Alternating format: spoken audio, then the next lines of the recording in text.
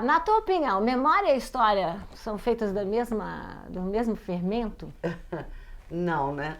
Eu acho que é aquilo que a gente estava conversando, quer dizer, que a gente confunde, meus alunos confundem, acham que é a mesma coisa, ou que uma depende da outra, quer dizer, elas têm uma relação porque são dois caminhos para você chegar ao passado, né? Para você entender ou conhecer o passado.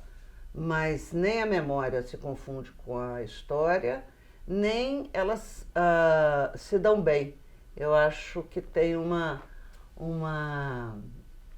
passado é um território de embate para as duas, porque os procedimentos da memória para recuperar o passado são os procedimentos que têm a ver com o vivido, com a textura do vivido, né? Então, a memória tem uma dimensão de subjetividade da experiência de uma vida, né? E, portanto, ela inclusive traz embutido uma carga muito pesada de que ela quer crer que isso é verdade, porque foi vivido, não necessariamente é verdade. E a história aborda o passado a partir de um conjunto de ferramentas e ela tenta chegar próxima do acontecimento, mas ela sempre parte do pressuposto de que aquilo é no máximo, é o mais próximo que se conseguiu chegar, mas é sempre incompleto, né? Então os dois procedimentos são Paralelos diferentes. sendo antagônicos. Acho que também é uma dimensão importante que a memória, para além de ser individual, pode se transformar em memória coletiva. E o que é interessante, juntando com o que você chamou a atenção, como a memória carrega a experiência, é que a memória coletiva muitas vezes é feita de alta carga afetiva e emocional, de elementos afetivos e emocionais que são construídos, por exemplo, poesias, desenhos, né? Não poucas vezes nós nos associamos a esses elementos pátrios que são, na verdade, também construções. Então, o que é interessante é que nós julgamos, em geral, pensamos mais em memória individual e a memória coletiva exerce uma função muito forte num lado do que é fazer história, que o Walter Benjamin chama muita atenção, que é a ideia de que nós pensamos que história é lembrança, e claro, história é lembrança, mas não há lembrança sem esquecimento.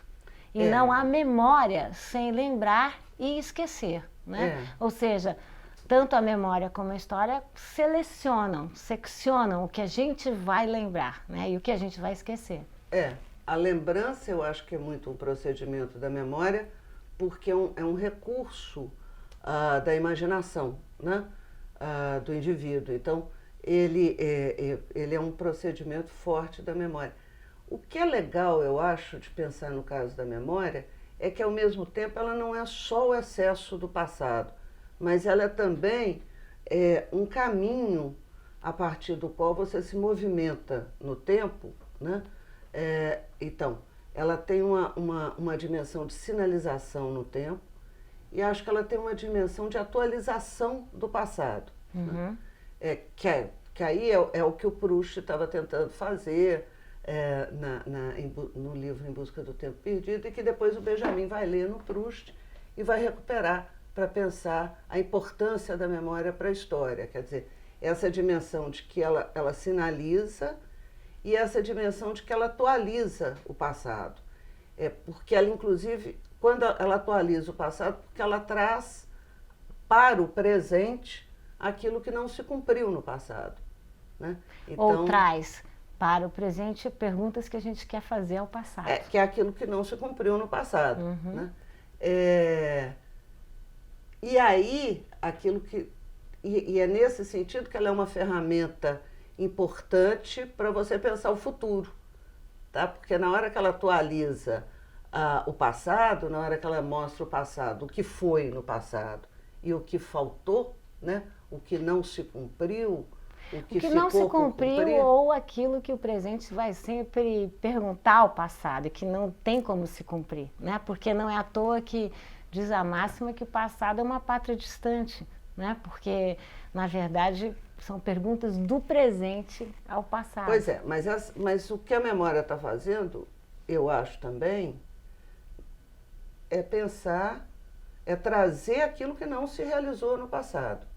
E quando ela atualiza isso no presente, o presente pode, eventualmente, fazer perguntas, mas ele pode também projetar um futuro.